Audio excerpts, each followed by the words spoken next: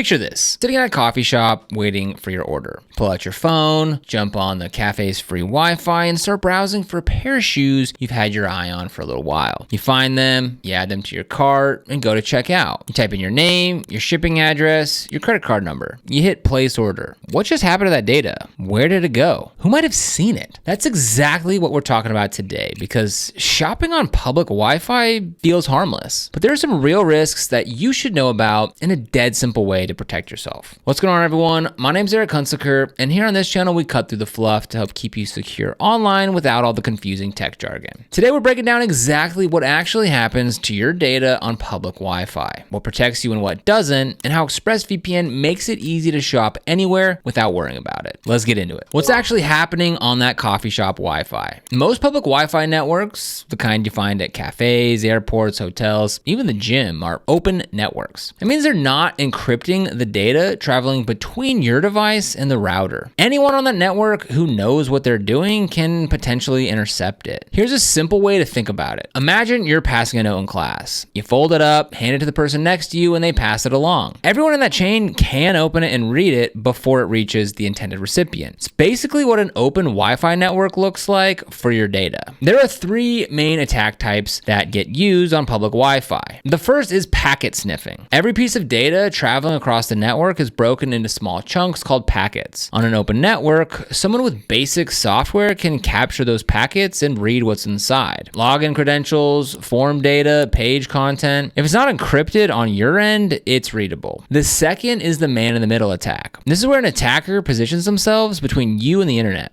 Your device thinks it's talking directly to a website. In reality, the attacker is in the middle, seeing everything going back and forth. They can watch what you're doing in real time. The third is the evil twin attack. This one's clever. A bad actor sets up a fake Wi-Fi network with a name that looks legitimate. Airport free Wi-Fi, Starbucks guest. Your phone sees it, connects to it, and now everything you do online flows directly through their setup. You never even know what happened. These aren't theoretical concerns. A study published at NDSS 2025 testing 80 real-world Wi-Fi networks found that TCP hijacking attacks succeeded on over 93% of the networks tested. Public Wi-Fi is a genuinely risky environment when you're handling sensitive data. But the website has HTTPS, so I'm safe, right? This is one of the most common misconceptions out there, and it's worth clearing up. HTTPS does encrypt the connection between your browser and the website you're visiting. So if you're on a legitimate site with HTTPS, an attacker can't read the contents of what's going back and forth. That's the good news. But here's where it falls short. First, HTTPS does not protect your DNS queries. When you type a web address into your browser, your device has to look up where that website actually lives. That lookup, called a DNS query, happens before the HTTPS connection ever starts. On a compromised network, an attacker can see every DNS query that you make. That gives them a list of every site you're visiting, even if they can't read the content. Second, HTTPS only works if the site actually enforces it properly. If a page loads even one resource over an unencrypted connection, like an image or a third-party script, that's a crack in the armor. Attackers can sometimes inject malicious code through those gaps. Third, and most importantly, HTTPS does nothing to protect your IP address or your general browsing activity. The attacker still knows who you are on the network, what sites you're going to, and how long you're spending there. So HTTPS is a layer of protection. It's not a complete solution, especially when you're on a network that you don't control and don't trust. How a VPN actually fills the gap. So a VPN, or a virtual private network, creates an encrypted tunnel between your device and a VPN server. Everything you send or receive travels through that tunnel. To anyone watching the network, including the router owner, other devices on the network, or someone running packet sniffing software, your traffic looks like scrambled nonsense. They can see that you're connected to a VPN server. They cannot see what you're doing. On top of that, a good VPN runs its own DNS servers. So those DNS queries we talked about, the ones that reveal which sites you're visiting, those get encrypted too. For shopping specifically, this matters because it means your credit card details, your account credentials, your address, none of that can be intercepted at the network level. You're operating inside an encrypted channel end to end. Why ExpressVPN is a good fit for this. Now, there are a lot of VPNs out there. For a specific use case of staying safe while shopping on public Wi-Fi, ExpressVPN checks the boxes that matter the most. most: speed. This is a big one for mobile shopping. A slow VPN is one that you stop using. ExpressVPN runs on their own protocol called Lightweight, which they built from the ground up. It's designed to connect fast and stay connected. In independent testing, Lightweight is consistently faster than older VPN protocols like OpenVPN. You connect and you barely notice it's running. Encryption. ExpressVPN uses AES 256 encryption on Lightweight. That's the same standard used by governments and financial institutions. They've also added support for post-quantum encryption, which future-proofs the protection against next-generation threats. For everyday shopping, this level of encryption is more than enough. Nobody's cracking it. Network lock. This is ExpressVPN's kill switch feature. Here's why it matters. VPN connections occasionally drop for a split second. Maybe you move to a different spot in the cafe, maybe the signal just flickered. During that gap, your device might try to send data over the regular unprotected connection. Network lock prevents that. If the VPN drops, your internet traffic stops completely until the VPN reconnects. Your real IP address and data stay protected the entire time. Device support. ExpressVPN works on iPhone, Android, Mac, Windows, and more. The basic plan covers up to 10 simultaneous devices on one account. So your phone at the coffee shop and your laptop at the airport are both covered. No logs policy. ExpressVPN does not keep records of what you do online. This has been independently audited multiple times. What you shop for stays private. How to get set up the coffee shop scenario. This takes about 3 minutes the first time. After that, connecting is one tap. Step 1, click the link down below in the description to get started with ExpressVPN and create an account. Right now, they're running a special on a 2-year platform, so go ahead and check it out. When you click on that link, it'll bring you to this page right here where you can click on Get ExpressVPN and you can choose from their 3 different plans. They've got the basic, the advanced, and the pro plan. So when you sign up for the 2-year plan, you're gonna get 4 months extra for free. When you sign up for the 12-month plan, you're gonna get 3 months extra for free. And you can see how the pricing changes there. And when you sign up for the 1-month plan, you don't get any savings at all. So I highly recommend choosing a 12-month or a 2-year plan. Now, they also have a 30-day money-back guarantee, so you can try it out, see if it's gonna work for you and your shopping habits, and make your decision within those 30 days. Step 2, download the apps. On iPhone, go to the App Store and search ExpressVPN. On Android, it's on the Google Play Store. On Mac or Windows, you can download directly from the site after you log in. Step 3, open the app and sign in with your account credentials or the activation code they emailed you.